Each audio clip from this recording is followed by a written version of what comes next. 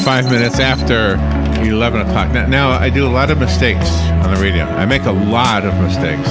Not just things I say, but I make a lot of mistakes there, too. Oh. I mean, just these buttons here that I have to push. Uh-huh. Like right now, I should have been lowering that volume while I was talking. See, I was a slip-up, you see?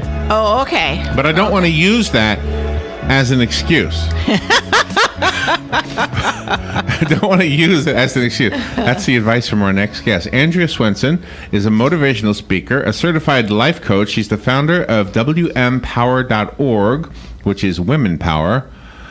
She's featured in Worldwide Who's Who, and she's an author. And she's talking to us about the fact that we should not allow slip-ups to become our excuses for starting to take care of ourselves. Let's find out about this. She's got a website, hellobeautifulladies.com. Hey, wait a minute. I've used that line.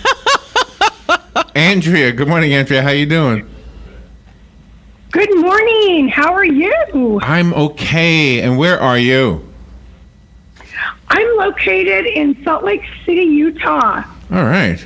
Have you ever had somebody walk into the room and say, hello, beautiful ladies? Have you ever had that? Yes, I get it all the time. All the time.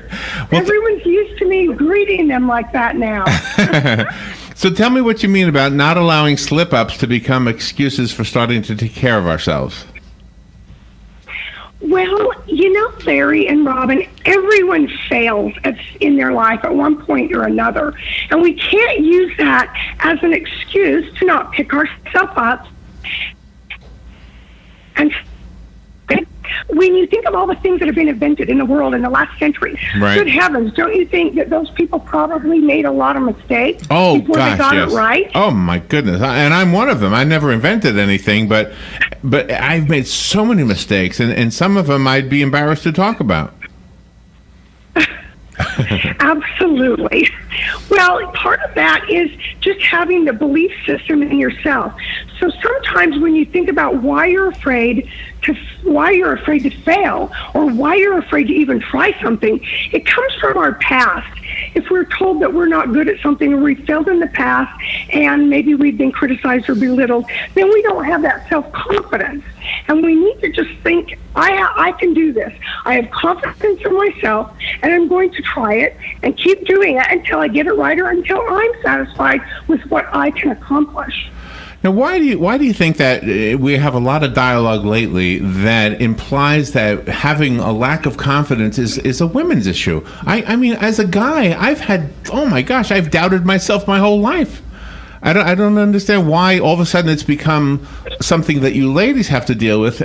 Somehow, us men, we're confident about everything.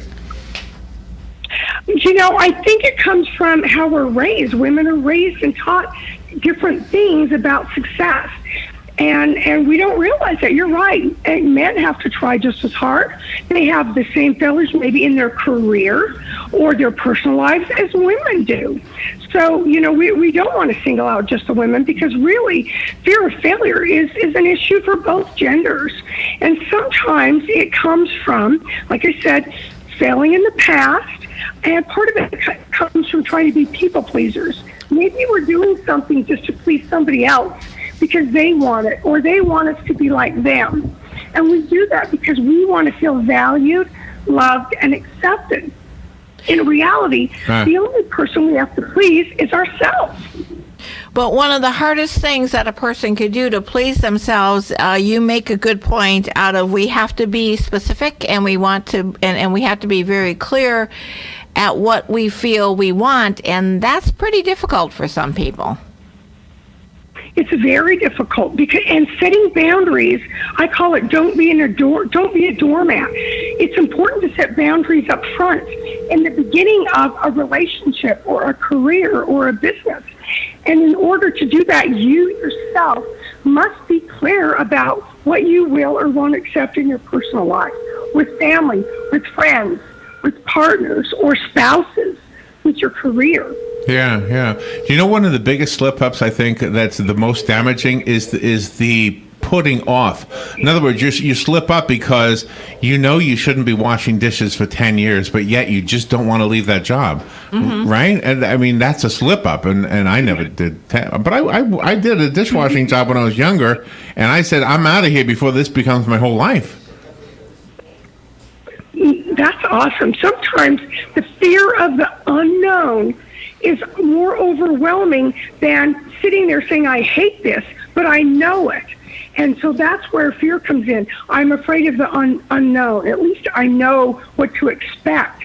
But, things can't get better unless you take that initial step and go outside of that comfort zone. So how did you become so smart? Is this something, did you learn from the School of Hard Knocks? I can't imagine learning this in school. This sounds like maybe you went through this. Absolutely. I have made a lot of mistakes. I've made mistakes in careers. I've made mistakes in business things that I've tried. I've made mistakes in personal relationships and who I've chosen to be with because I allowed myself to give up a part of me to make that other person happy. So I settled for something that was less than what I really wanted. And in the end, I was unhappy. And it took a lot to step up and say, you know what, this relationship, this career isn't enhancing my life and making it better. So it's time to move on, no matter how afraid I am to start over again and again. Is that why you say that we should all take ourselves on a date on Valentine's Day? Absolutely. Well, where are you going to go? You know what? Wait a minute. Where are you going to Flying go? solo next Wednesday. Wait a minute. You know how mad you would be at me if I did that? I'm going out myself. That's too funny. Andrea, tell me, Robin said that you have a book. What is the name of your book? Well, the book is called...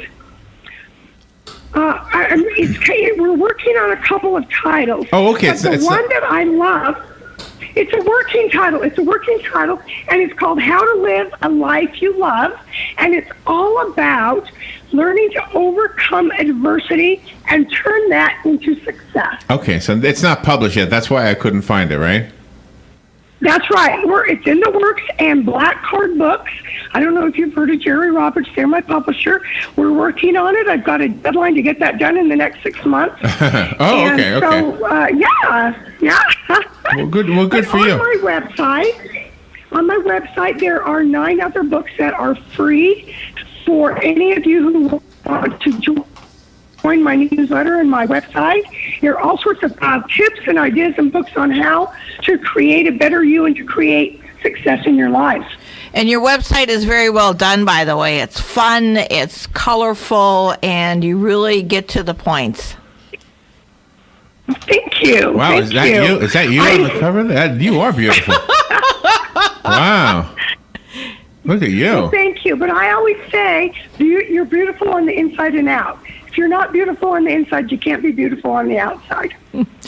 You also address the issue if someone close to you passes on. That's always a very, very difficult time.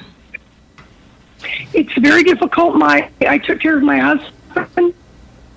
He had cancer 9 years, and he passed on. And so, it's all about how do you plan for the holidays? What do you do in your life to feel fulfilled when you've lost that particular someone in your life? Wow. Well, you have had the School of Hard Knocks for sure. I just saw something about a White Russian. What is that?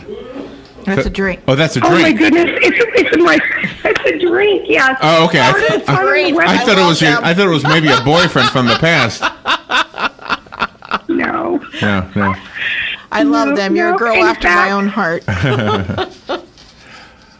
Yes, this month in February, we're featuring Viva La Valentine. It's a yummy chocolate martini.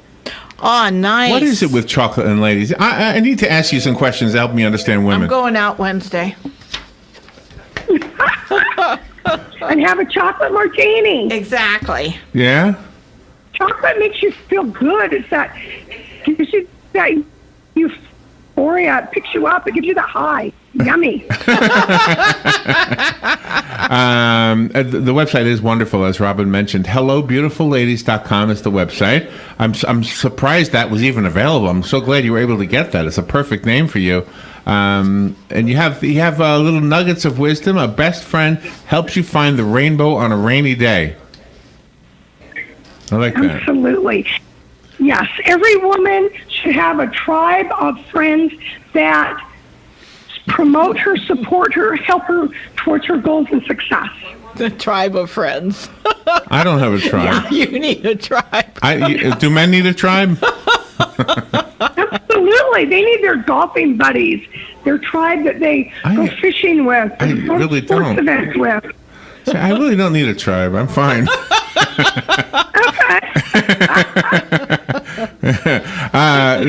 You're fun, Andrea. Thank you for being on the show with us today. We will put this interview up as a podcast on YouTube and Facebook. Right now, you're live, of course. Andrea, the website is hellobeautifulladies.com, and that's where you can get some of the books that are already written. And the next book is coming out. Tribe.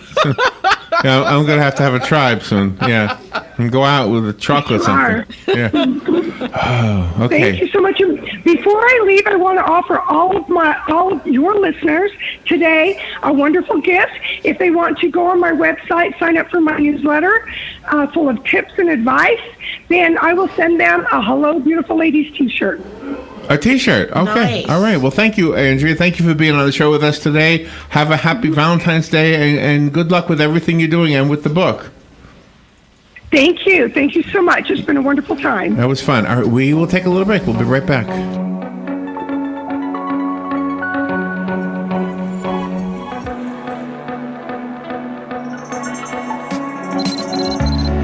Hey folks, if the trees around your house aren't becoming to you or your house, then you should be coming to Bob Wine's Camellia Gardens in Ocala for their big half-price tree sale. Here's all you do. You go to Bob